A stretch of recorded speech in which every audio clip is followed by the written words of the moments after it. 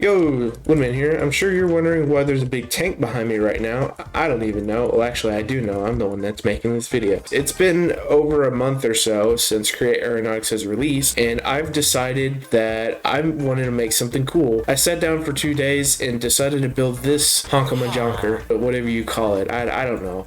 It's basically what I thought was a tank in my head, right? So I had basically no reference for like what a tank is supposed to look like. But turns out this actually resembles a real world tank, which blew my mind. I put a screenshot into Google and this is what came up. Interesting, quite interesting. So today I want to show you how to get this thing set up and running because I'm the one who made it, and how else are you going to figure this out? Anyway, first let's get rid of the tank so we can start all over again. All right, because this is supposed to be survival friendly. It is. Trust me. Alright, so you're going to get an empty schematic and a schematic table. Preferably if you're in survival, you're going to use a schematic cannon. I'm not going to tell you how to use that because frankly, I don't really know much about it.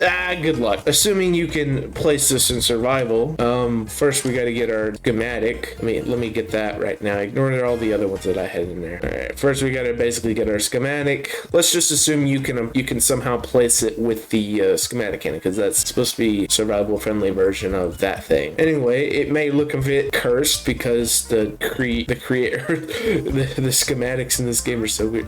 Can you get out of here? I will murder you. There needs to be a more efficient way to do this. I hate you. Get out of here. Okay, what was I saying again? Oh, yes. So assuming you can place your schematic. Oh my goodness, it's behind me. All right, not everything is gonna look exactly the way it's supposed to. That's just not my fault. That's whoever created this. No, not the tank. It's whoever created this thing. Schematic thing. I don't know. Okay, bro. Press X to doubt. Anyway, so the first few things we need are the tracks. We're gonna need some tracks. Let's see, track drive wheel. First of all, I should probably mention that all the mods that I'm using should be listed, so like you can figure it out what mods I'm using, right? Yeah, they should be listed on the Create Mod website if I ever decide to release this thing. The Create Mod website should tell you what blocks I use. Anyway, let's worry about that later at the end of the video, or whatever. Anyway, you want your suspension tracks over here, and then your track drive wheel over here. Yada yada. This is just so you can like turn. Actually have a way to go. All right, now it's starting to look more like a tank. Next thing we need to do is we need to hold on. Actually, we're going to assume that you're doing this in like survival, right? I need to first kind of tell you about how this tank is kind of a bit of a lie. All right, the lie is it comes in two pieces. Okay, all right, but the reason for that is because we have the head here and then the body of the tank. That's just what I'm gonna call it. Okay, so there's some issues obviously with this because this is like my first build ever.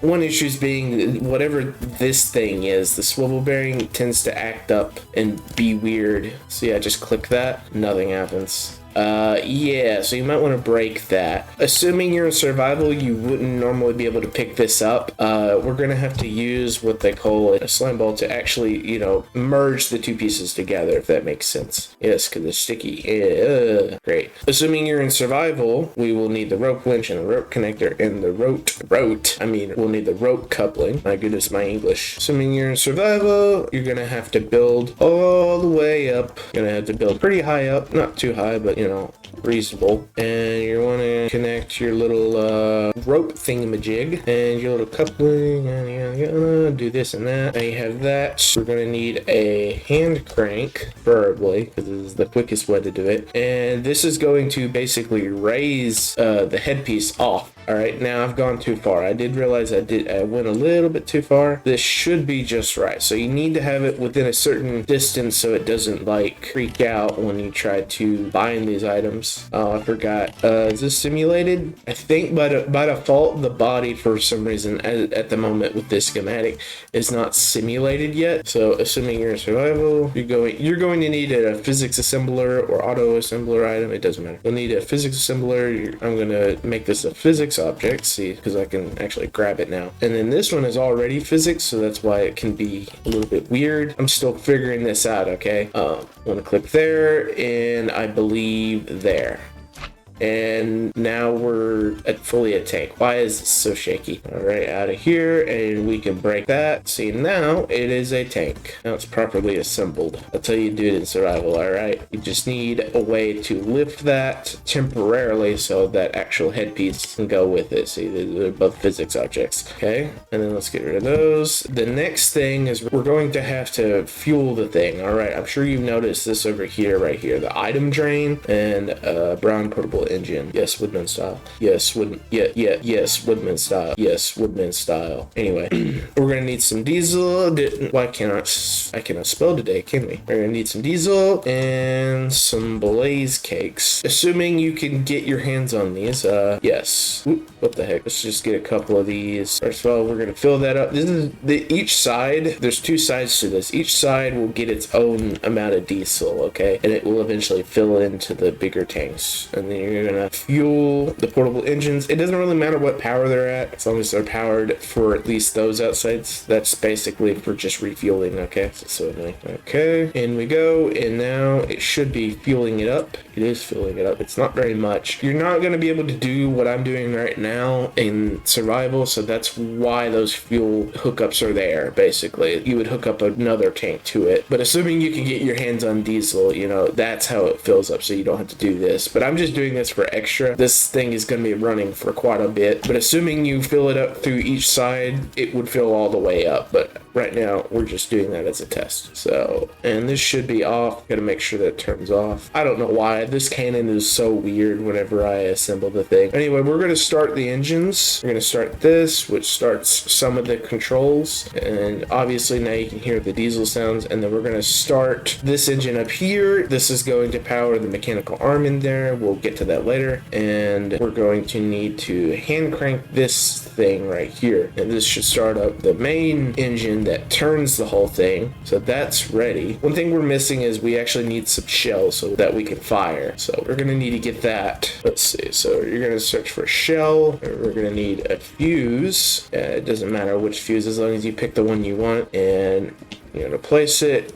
And you're going to put the fuse on it. I'm going to block this to make this easier because this actually contains the fuse on it. So right now we're going to duplicate that. We're going to get a barrel. Just assuming in survival you get a bunch of these. You'll have to make a bunch of these. That's going to be the only tedious part, you know. But let's just assume you can get that. All right, we have plenty of those. And now we're going to need cartridge. We're just going to need some of the big cartridges. I'll dupe a few of them as well. We'll take a stack of each and we're going to put them in here. So no matter what orientation this cannon is in, you're going to need, on always facing this way, always you're going to put the shells in there to the right, and then to the left the cartridges. Gotta have it that way or the mechanical arm might load it up wrong. And then this also is where the used cartridges basically go into. So first, what this mechanical arm goes to is it first targets this block, which is the shell, and then it loads it up in here, and then it targets this block, which is the cartridge, and it goes in there, and then when it's done, it eventually loads it back there. That's how you have it set. If you, whatever reason, decide you want to accidentally mess that up, that's how you set that back up again. Anyway, now that that's set, that should work. We might have to assemble the cannon.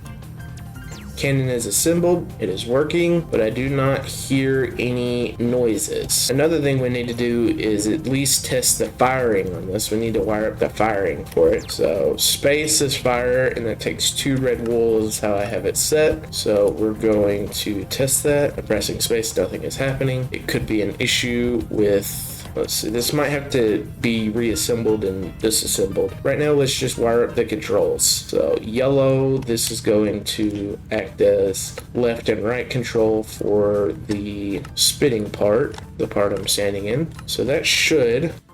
Alright, we spun the cannon. That's really good. We cannot fire it at the moment because it's just confusing for whatever reason. I don't know. I'm still figuring my own creation out. But that should be working. Might want to test this. Huh. Interesting.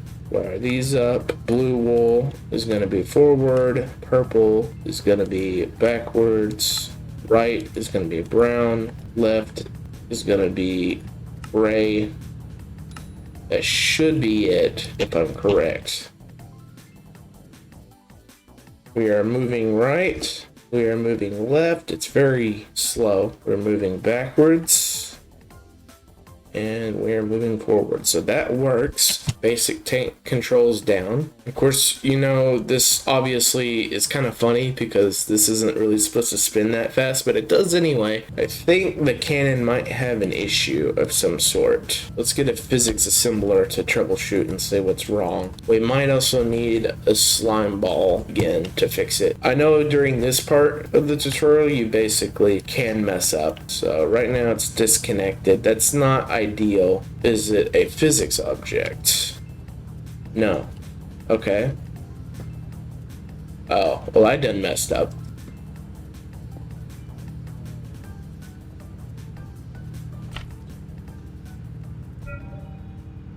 That should be correct. I don't know why that's not loading it. That should be loading it. Oh, my mistake. I didn't give it a target. So whenever I destroyed that, I accidentally destroyed the targets that it had. Unfortunate. So in the event that your mechanical arm needs a target, you need to do this. And we're going to place it. It should have targets now. See? Oh, there we go. Now it's placing. So that was my mistake. Yeah. Okay, so it did load it. I'm a little concerned now. Can I shoot that? Oh, yeah, don't do that because that can cause issues. Here, let's fix this. In the event your cannon does not fire, it could be because you did that, what I just did there. You're gonna have to disassemble it and break it apart, and there might be extra parts in there like that. You want to place those back. If you happen to do that and reassemble it, if you hear the noises, yeah, and you see it load it, now I can fire the tank. It's just common troubleshooting right there. So now I should be able to fire it. Wow, that's incredible. Why do I sound so depressed? I mean, wow, that's... I don't know. Anyway, you can fire the tank. It's crazy. I hope that's not too difficult or confusing. I don't know. I still need to figure it out, okay? I'm testing if it can fire again. I think I might have broke something. That doesn't make any sense. Oh. Yeah, so don't mess with the swivel bearing too much unless you know exactly what you're doing. Otherwise your tank isn't gonna fire, because I literally troubleshooted for like several minutes, and that's why it is not having a good time. For whatever reason, it likes to kick you out whenever you do that, whenever you actually first turn the cannon around. Interesting. If you want to angle the cannon up, you do that. I'm sure you can see it now. It's angled up now, and I can shoot upward. And then now you can shoot downwards. How cool is that? That's how you aim up and down. Seems like that swivel bearing might be the cause of all these problems. Yeah, it's not auto-reloading like it's supposed to. That is some weird stuff. But if I mess with the swivel bearing, it loads it. That's dumb. Is it because of this, or is this just going to screw it up in it even more? Yeah, I don't know. Seems like it doesn't like that whenever you reassemble it and disassemble it with the physics assembler. So you gotta constantly tweak this until I figure out why it does that. But it just does that for whatever reason. So what happens if I control it from here? Is it gonna reload? Okay, it is reloading. Interesting. See, now the tank is functional. Oh. So that's what I must have been doing wrong. Now that should work fully.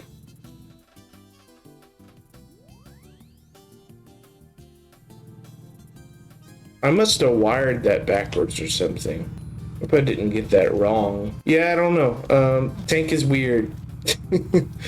Those are the controls. Anyway, I mean, we seem to be running now. It's... Alright, I mean, weirdness aside, I hope you can deal with the weirdness of it.